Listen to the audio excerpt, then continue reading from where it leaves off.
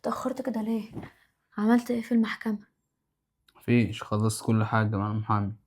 طب وعملت ايه؟ ما تقولي خلصت كل حاجة. يعني معرفش. هدي لكل اخواتي كل واحد حقه. يعني ايه يعني؟ كده يعني ايه؟ يعني اخواتي كل واحد ياخد حقه. يعني انت عملت ايه مع المحامي باختصار؟ رسيته على ايه؟ الورق تم على ايه؟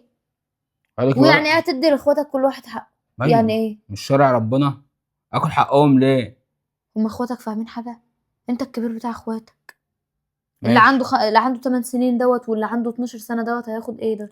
تمام ماشي.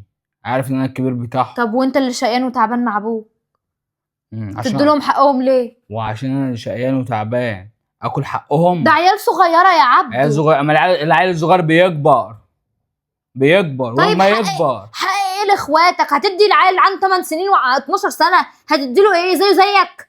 وانت اصلا الكبير وانت اللي شقيان مع ابوك. ياخد زيه. انا هبقى انا الوصي عليهم لما هم يتموا سن الرشد بتاعهم. طيب ما انا مالكه اعصابي اهو لحد دلوقتي وعايزه افهم انت عملت ايه مع المحامي.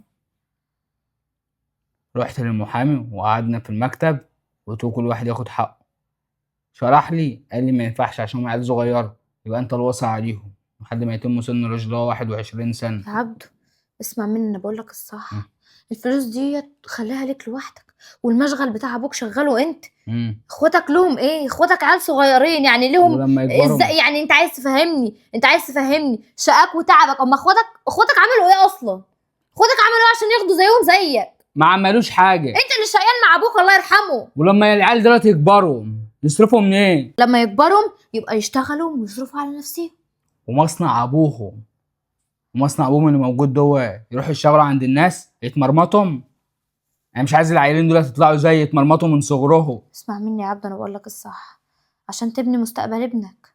على الاقل اخواتك صغيرين ما هوش فاهمين حاجه اصلا يعني. ابني مستقبل ابني بورث اخواتي، اكل حق اخواتي؟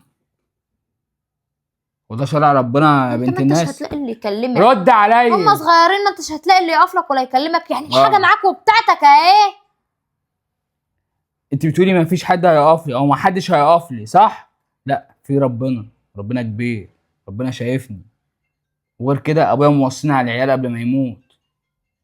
وامي الغلبانه ديت ارميها في الشارع يا كمان اكل حقها. والله اللي انت شايفه، انت شكل دماغك مقفله، فبراحتك. وده انت اللي هتخسر في الاخر. قالك انا هخسر ايه؟ ان انا اتجوزت واحده زيك طماعه. ما تبصيش كده. طماعه عايزه فلوس وخلاص. ان شاء الله اسرق واكل حق العيال الصغيره. انت لو فتحتي الموضوع ده تاني هبعتك بيت اهلك. ماشي؟ يلا قومي من هنا، قومي يلا.